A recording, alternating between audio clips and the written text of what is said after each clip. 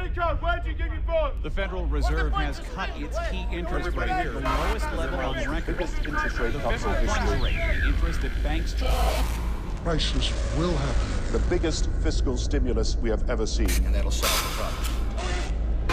We're in the midst of a serious financial crisis, and the federal government is responding with decisive action. We boosted confidence in money market.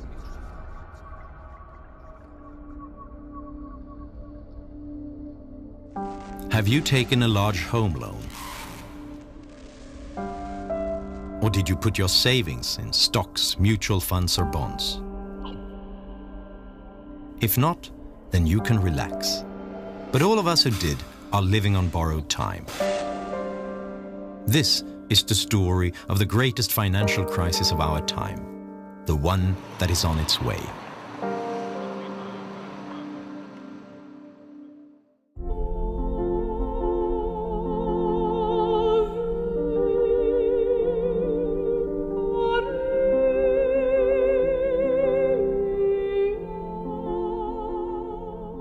They spent hundreds of billions of dollars to show that they were doing something, but not properly designed and not as effective as it should have been.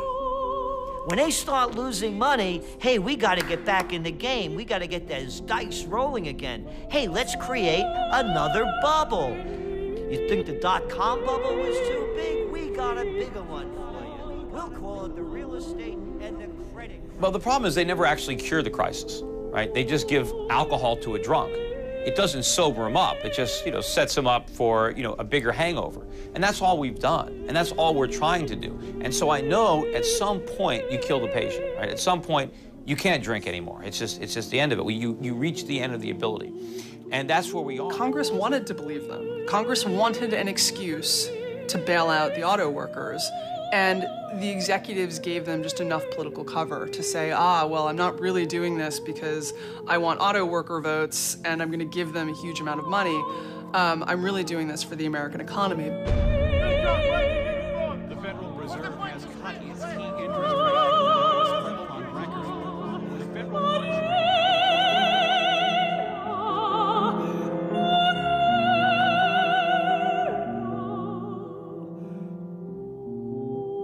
So the solution is the problem. That's why we had a problem in the first place.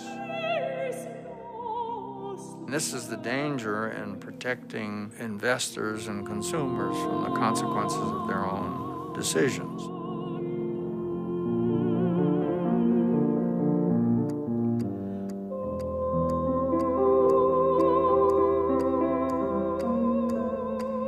We can do it, but we need to do it soon, because the clock is ticking and time is not working in our favor.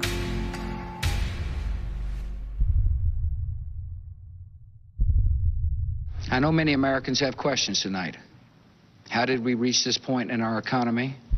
And what does this mean for your financial future? These are good questions, and they deserve clear answers. First, how did our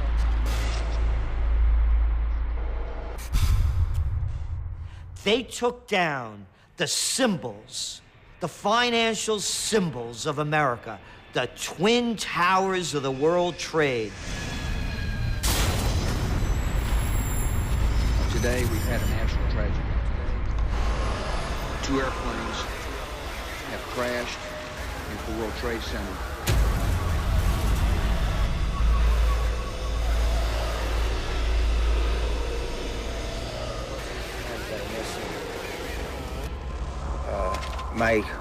My old company, my old company where I used to work, the whole company's missing. The story of the great financial crisis begins just like many of the stories of our era, in the United States on September 11th, 2001. The terrorists knew exactly what they were doing, striking at the ultimate symbol of the global economy. And they did it when the US was already slumping into a recession after the dot-com bubble had burst. Despite the tragic events of September the 11th, the foundations of our free society remain sound, and I am confident that we will recover and prosper as we have in the past.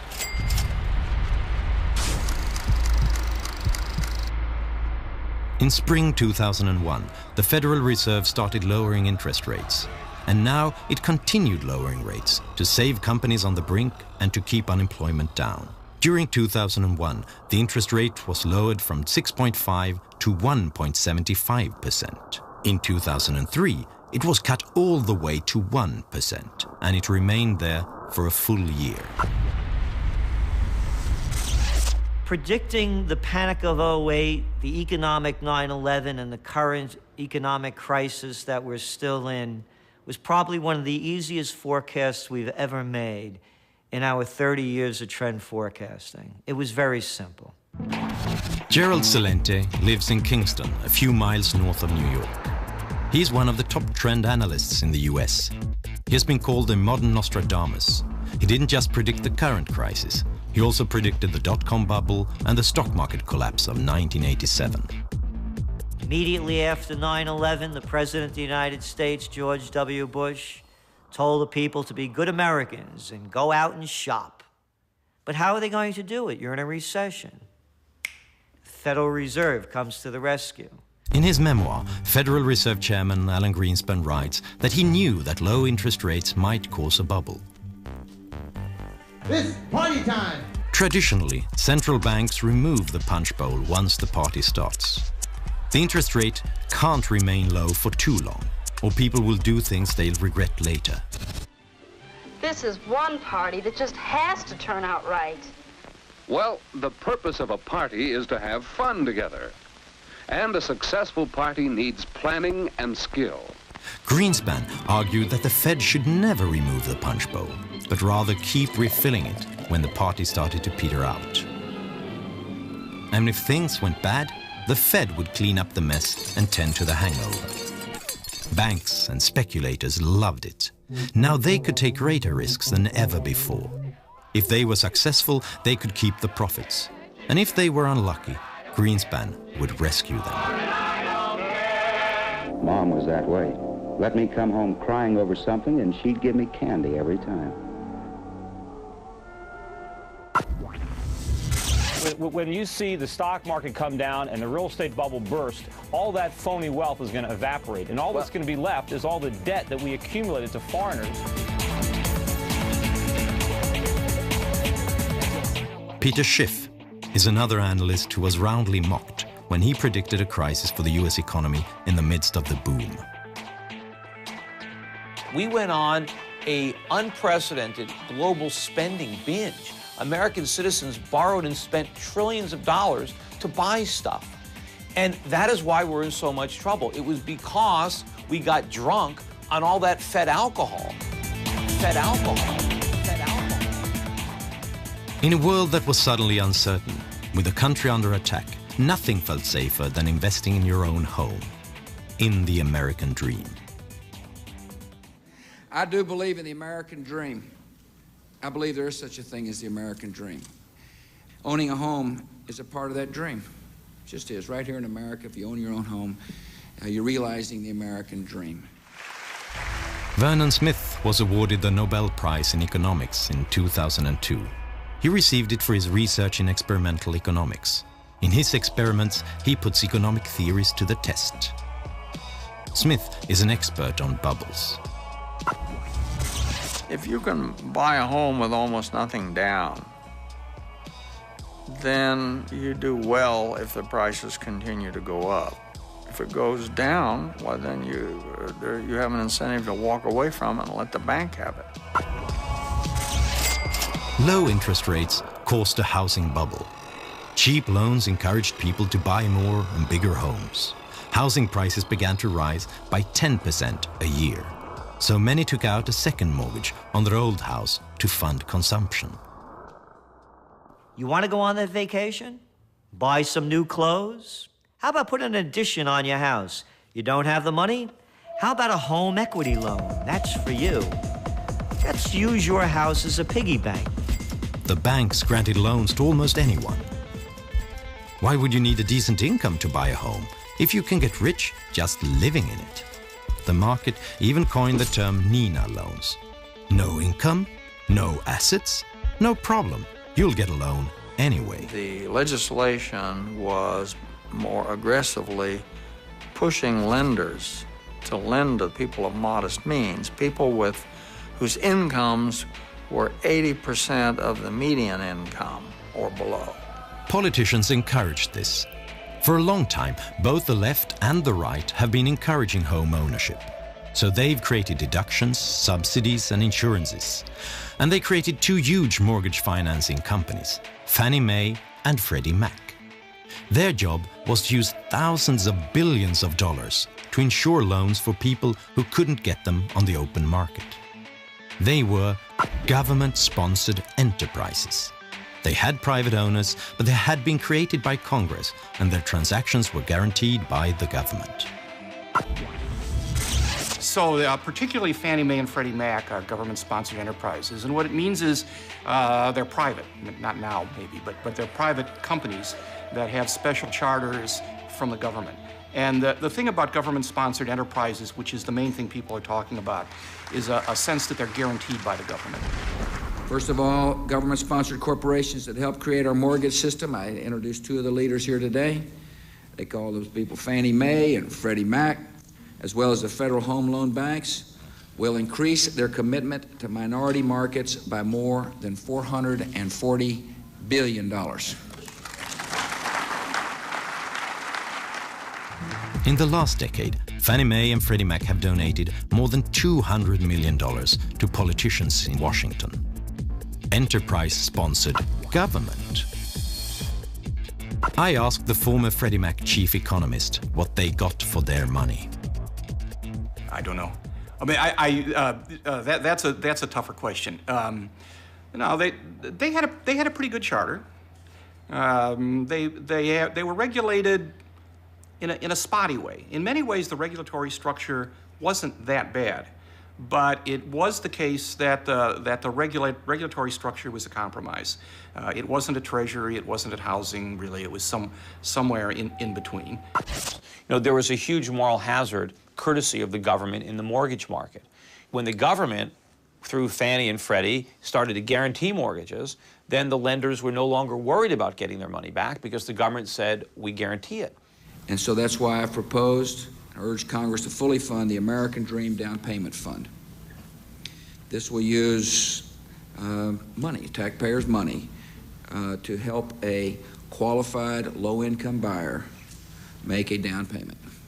Well, greed has to be balanced with a certain amount of fear, and that's what down payment rules are all about, and amortization rules, is to keep people from carried away by, as you say, the greed of expecting to become rich by buying a home and reselling it at a higher price. And that's important. And one of the barriers to home ownership is the inability to make a down payment. And if one of the goals is to increase home ownership, it makes sense to help people pay that down payment. This is the problem, the moral hazard. We gave a moral hazard to home buyers. Once you say that you can buy a home with no down payment, all of a sudden there's no risk to the borrower. He doesn't care if he overpays, because if the house keeps going up, he makes money. If it stops going up, the bank loses the money. You know, we have moral hazards in our banking system. The U.S. government guarantees all bank deposits. Well, what does that mean? That means that depositors don't care what the banks do with their money once they deposit it, because they know the government guarantees it. And the federal government obviously has to play an important role, and we will. We will. I mean, when I lay out a goal, I mean it. Why are they doing that? Why can't we let mortgages be financed in the private sector? The reason is because the private sector would not finance these crazy mortgages, and real estate prices would have to come down to levels that people can actually afford.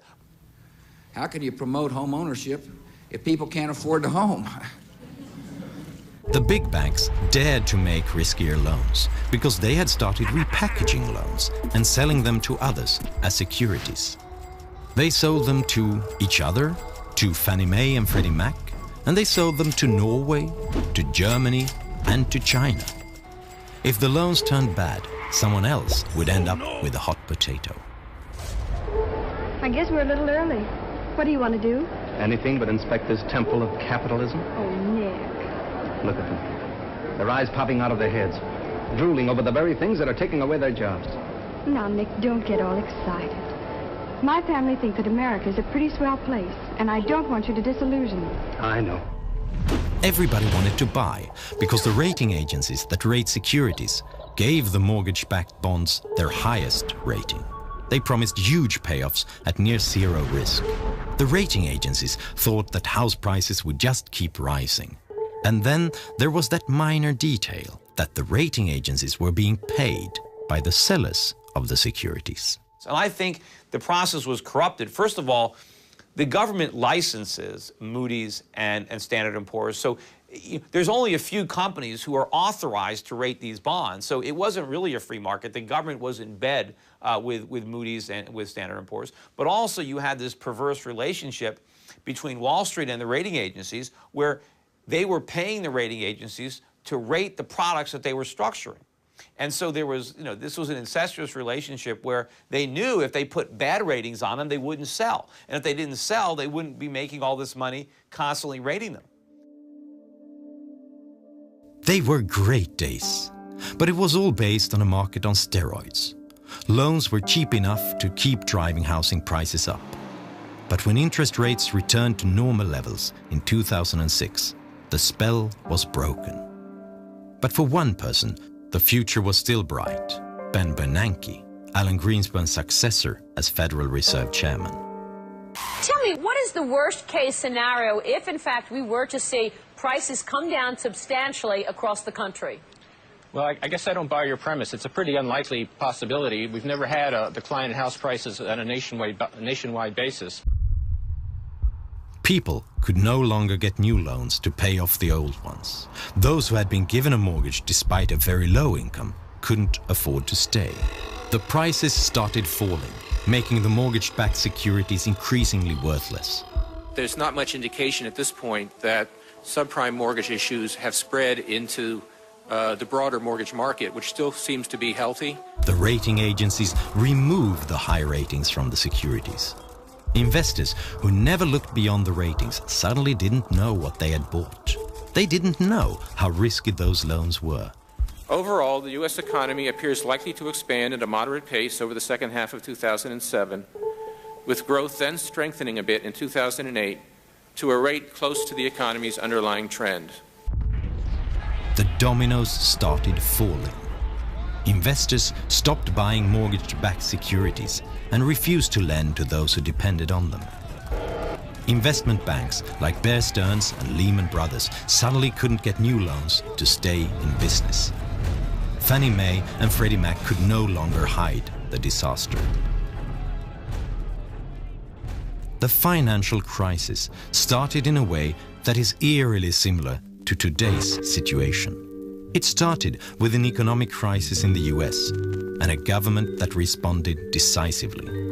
After 9/11 and the dot-com collapse, the US government decided to save the economy by inflating a new bubble.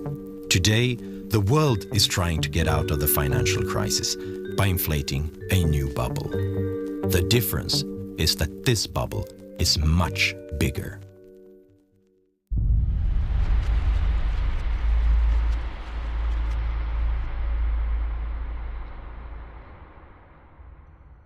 After they did the dot-com bubble, and that burst, and they reinflated it with the real estate and credit crisis bubble, and then when that burst, now they've created the bubble of all bubbles. And it's not only the United States, this is a global bubble. They're all into it. It's called the bailout bubble. Hey, the economy's going down, recession's setting in, sales don't look good, exports soft, need more money? How about, we'll call it stimulus packages. And from Australia to the United States, from the UK to China, they're dumping funny money into the system to keep it going. In September of 2008, the US economy is near collapse. Fannie Mae and Freddie Mac have been taken over by the government. On September 15th, giant investment bank Lehman Brothers goes bankrupt after monumental bets on real estate. AIG, the largest insurance company in the world, collapses the next day. Fear sets in. It seems like anyone can fail. Suddenly, banks no longer dare make loans to companies or each other. Experts warn that the economy is about to collapse. This CBS News special report, a presidential address to the nation. From CBS News headquarters in New York, here is Katie Couric. Good evening, everyone. President Bush asked the networks for this television time so he could talk directly to you about a national crisis. Some of this country's major financial institutions are in danger of collapsing under the weight of bad mortgages, and that would be devastating for the entire economy. We are in the midst of a serious financial crisis, and the federal government is responding with decisive action.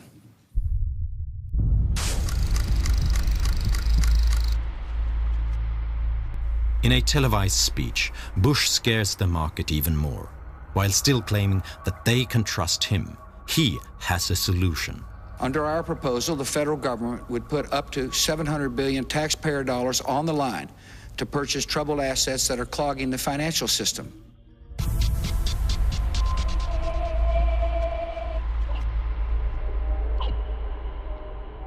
The US government wants to spend huge amount on Wall Street banks to cover their bad deals.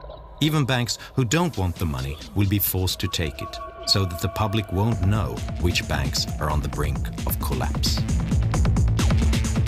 All those in favor say aye. Opposed say no. The ayes have it. Speaker. I want to thank the Secretary of the Treasury for working hard with the members. Thank the members for working long hours like they've been doing to come up with a solution that's bipartisan and that'll solve the problem. On October 3rd, Congress approves the biggest financial bailout in history. $700 billion. Around the world, in Germany, Italy, Canada, South Korea and Great Britain, other politicians do the same to save their banks.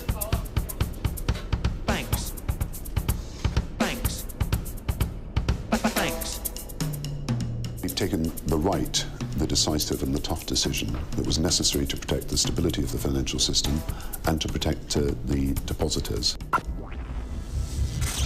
David Walker was US Comptroller General from 1998 to 2008.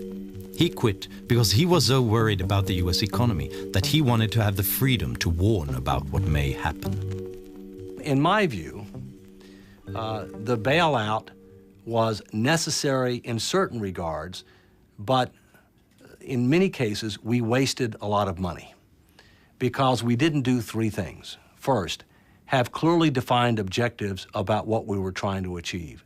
Secondly, have criteria established up front as to who would get the money and who wouldn't get the money. And number three, have conditions established up front as to what they could and couldn't do with the money. And as a result of not having those three things, some people got the money that didn't deserve it. Other people got the money that didn't make good use of it. And as a result, we had a lot of waste with regard to taxpayer money. What would it mean if the domestic industry were allowed to fail? You heard Senator Stabenow, so I won't repeat other than to say... As a result of the crisis, the situation for the US auto industry became critical. On November 19th, their CEOs fly to Washington to demand money. The executives came out and they said, if you don't do this, we are going to see a jobs holocaust. They issued extremely high estimates of how many jobs would be lost that included counting every single company that supplies them with anything.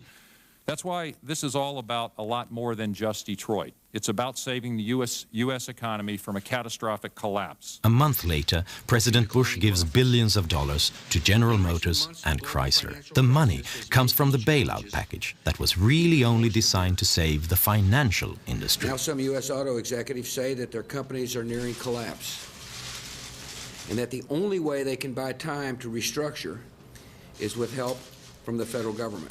MEGAN-MCARDLE is a financial analyst for The Atlantic and has written extensively about the problems of the US auto industry.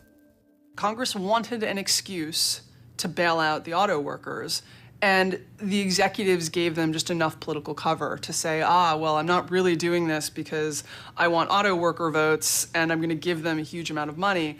I'm really doing this for the American economy. But if you look at how much money we gave them, I mean, you're talking about almost $100 billion is how much we will end up spending on this. You know, even if you were saving millions of jobs, it would have been cheaper to give every single one of those people $100,000 to go out and, you know, find a new job. The big guys on Wall Street, they can't take their losses. They're crybaby capitalists. Oh, they preach capitalism for everybody but themselves.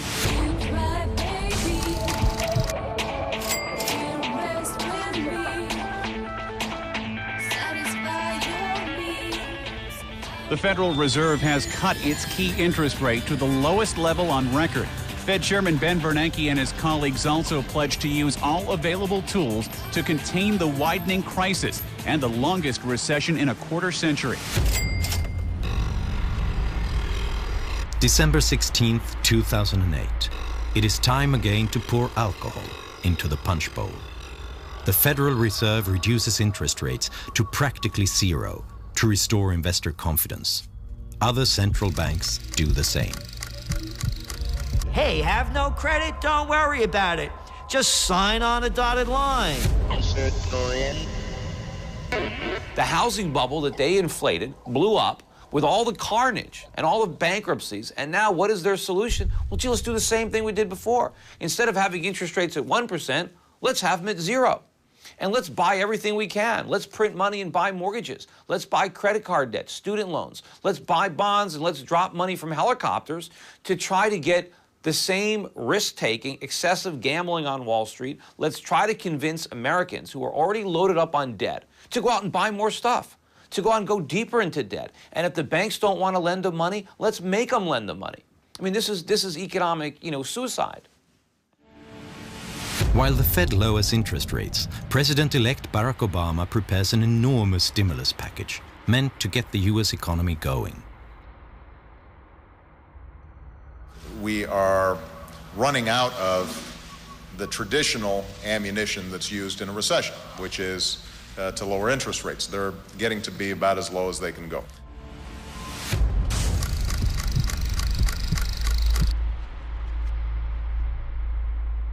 The American Recovery and Reinvestment Act that I will sign today, a plan that meets the principles I laid out in January, is the most sweeping economic recovery package in our history.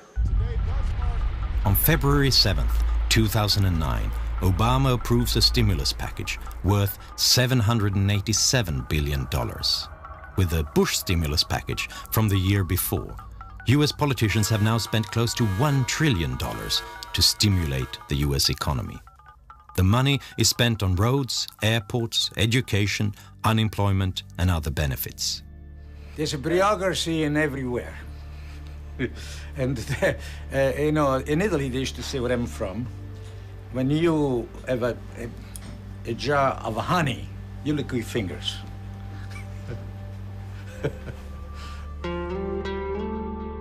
The town of Union is located a few hours from the Canadian border. This is where the computer company IBM got its start and grew to be the biggest in the world. The factories are now empty, but the town has acquired a small-town rhythm. So there was surprise when $600,000 from the stimulus package arrived to combat homelessness. On occasion, our police officers may run across someone and they try to, take the person to an area where the individual can get some shelter and get something to eat. But it's not a problem here. This is Rodeo Drive in Beverly Hills, probably the world's most famous upscale shopping district. It was here, for example, that Julia Roberts went shopping in Pretty Woman. Stimulus money has made its way here as well. These streets are to be repaved to the tune of $1 million. Sure, there are potholes in the asphalt, but is this really the economy that needs to be stimulated? We had a $787 billion stimulus bill, but only about 1/3 of it was truly stimulus. By that I mean timely, targeted, and temporary. The other 2/3 were things that people wanted to do, had been wanting to do for a long time, but they didn't want to have to pay for it. They wanted to do it as part of emergency legislation and charge it to the national credit card. The Johnstown, Pennsylvania airport has 3 scheduled flights a day. Other than that, it's quite empty. When you have the flights coming, that's when the people are here. Right. Other than that, it's empty. But one face is everywhere. Congressman John Murtha, the airport's namesake. He's been called the King of Pork and has gotten $200 million for Murtha Airport from Washington. Earlier this year, the airport got a new source of revenue, $800,000 from the stimulus package to repave this backup landing strip. The head of the airport insists that the landing strip is safe. So why does it need doing if it's not a safety issue?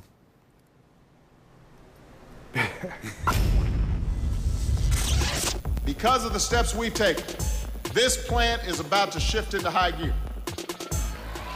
One of the biggest stimulus programs was aimed at the auto industry, cash for clunkers. Turn in your old car and get cash toward a new one from the government. It was so popular that its $1 billion budget ran out in a week, so more money was quickly injected. Many countries offered similar programs. Germany had the biggest one and handed out almost $7 billion to those who scrapped any car more than 9 years old while buying a new one. Our government seemed to think that German auto industry is so important, we have to support it in some ways, and therefore they created this bonus. They didn't call it a scrapping bonus because I think they knew just how ridiculous that was, so they called it an environment bonus. Karen Horn is a doctor of economics at a German economics institute. And of course, people took advantage of that. It worked as long as it was on, the program worked, but now it's out, it's over, and of course, numbers are dropping. People are feeling that they ran into additional debt due to that bonus that they wanted to take advantage of, and they're having problems they didn't anticipate. So Germany spent almost $7 billion to scrap fully functioning cars and to maintain excessive auto factory output. Once the program ended, the industry was right back in the doldrums. I was just very surprised that people would accept the idea so readily. That they would accept the money is something else, who wouldn't, but that they would find this a solution that they deemed viable. It doesn't give me a very good impression of the rationality of the voter and taxpayer, I must say. And that's where we are. I think at this point, the problem is now so big that government stimulus is not going to, buy us another 5 or 6 years of phony growth like it did last time. Because we have to accumulate so much more debt now. Because the bigger the problem gets, the more we have to stimulate to get that short-term boost. But now the bigger the bust, because now we have a bigger stimulus, to get out of the economy. About a year after the worst economic crisis in modern history, Lehman Brothers is gone. But apart from that, Wall Street looks much the same. Many banks are reporting record profits. The world's stock markets have skyrocketed. The market is finally breathing a sigh of relief. But isn't it somewhat uncomfortable? Haven't we been here before?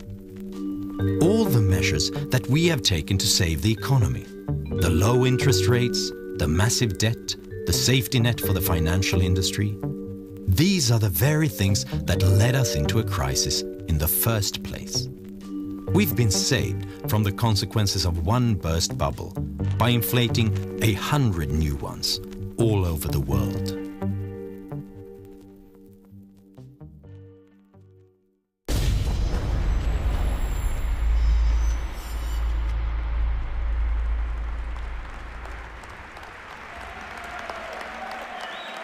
One year ago, I took office amid 2 wars, an economy rocked by a severe recession, a financial system on the verge of collapse, and a government deeply in debt. Experts from across the political spectrum warned that if we did not act, we might face a second depression. So we acted, immediately and aggressively. And 1 year later, the worst of the storm has passed. Viens avec moi à l'hôtel d'amour. L'amour est partout. L'amour est pur et libre. Réaliser tes rêves à l'hôtel d'amour.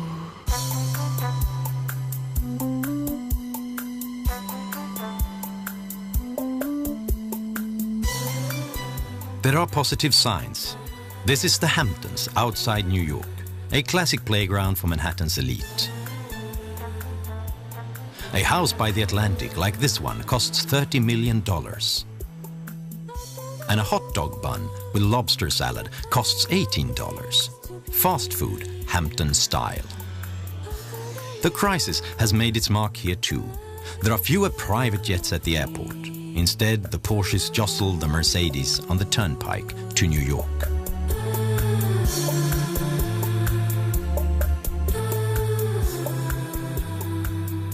New York City, Washington, D.C., and Los Angeles, California don't represent the real world. They also don't represent the real part of America, the so-called Main Street of America.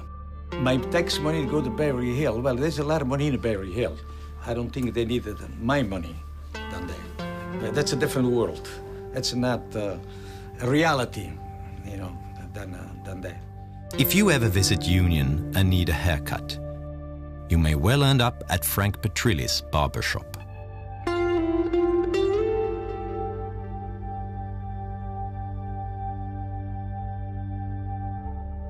But unfortunately, a lot of people lost their homes because they lost their jobs.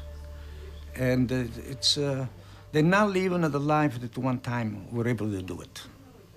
A lot of the young people, especially educated, they try to move, go out of town. But I believe no matter where they go, the situation is the same all over. Where are they going to go, Detroit? Now listen, son. I wasn't going to tell you this, but you're the reason we came here all the way from Indiana. You've heard all the talkers. Now I'm going to show you the doers.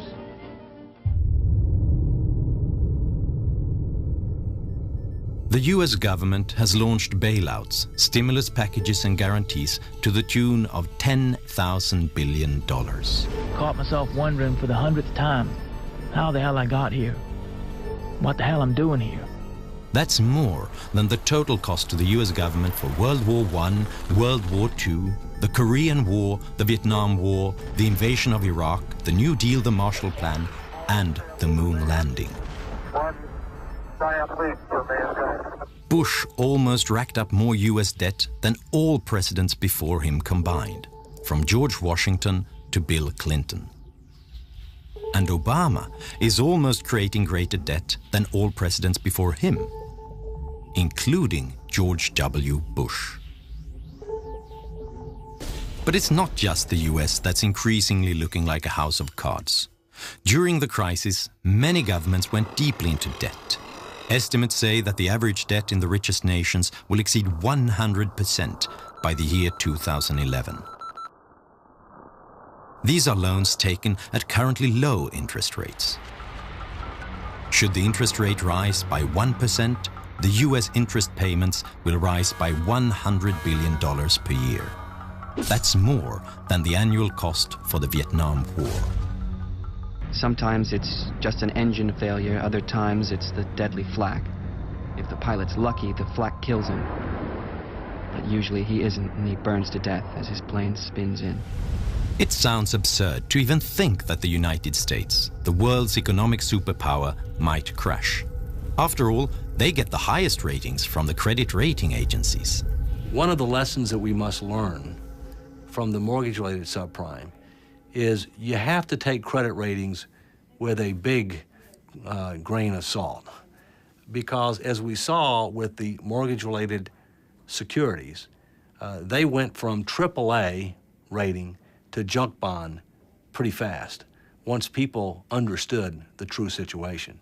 Today, the United States is rated AAA, but if it doesn't start taking steps to put its financial house in order, that AAA rating will be lost. It's only a matter of when and how quickly. In September 2008, The bankruptcy of one large investment bank brought the world economy to its knees. The fate of Lehman Brothers raised the question of who was next in line, so everyone avoided doing business with banks. How will the world react if the next entity to declare bankruptcy is a nation? Who is next in line if that were to happen? Some houses of cards have already started falling. This is Iceland, until recently one of the richest nations in the world. When the crisis hit, the Icelandic banks collapsed. The Icelandic stock market crashed, leaving the debt with a small population. For the first time in 50 years, this peaceful country saw riots.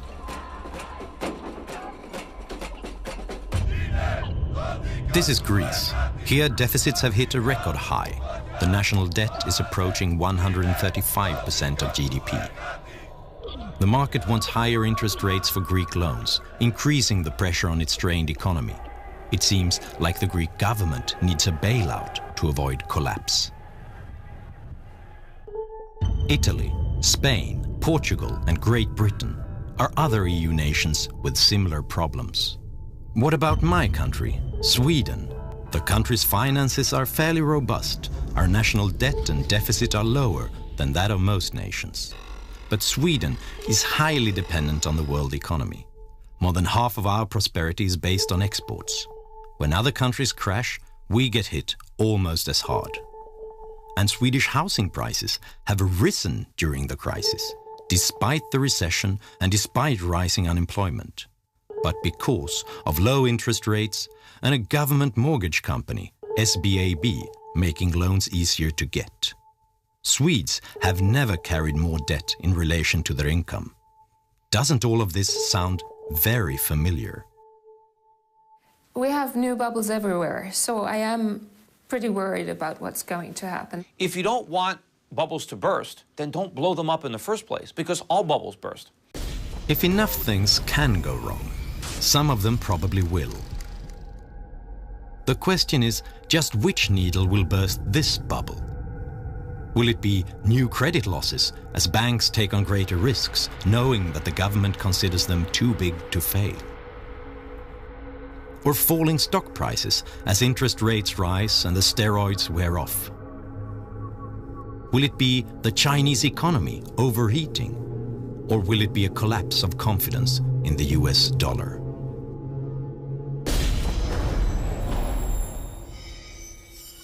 If we lose the confidence of our foreign lenders, and we must not allow that to happen, but if that were to happen, then there would be a dramatic decline in the dollar, a dramatic increase in interest rates, significant fueling of inflation, a very, very deep recession and possibly depression that would be felt around the world. We must not allow that to happen. When the next bubble bursts, you cannot use the same emergency measures. You can't lower interest rates that are already at rock bottom.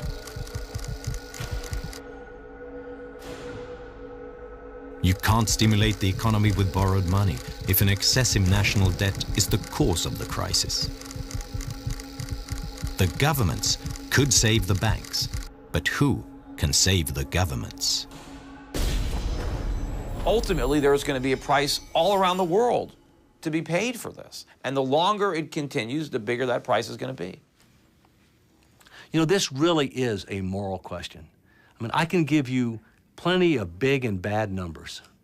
You know, when you talk about tens of trillions of dollars, it's just hard to imagine. But you have to put a face on it. And to me, I put my children's and my grandchildren's face on it. It's their future that we're mortgaging. When we tell people that there's going to be a bailout bubble, and they see the world equity markets up 50, 60%, they don't want to believe that it's another bubble. They want to step right up back to that table and throw their dice and try to win their hand at the wheel of fortune that Wall Street's spinning. So people still don't want to believe that the worst is yet to come. It's easy to think of these predictions as much too gloomy. But that is exactly what people said the last time.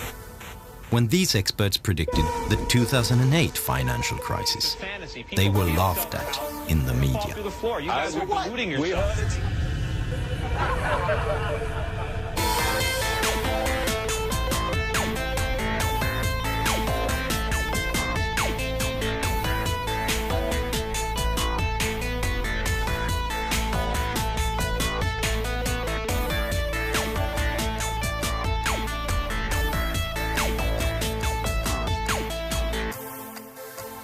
We can do it, but we need to do it soon because the clock is ticking and time is not working in our favor.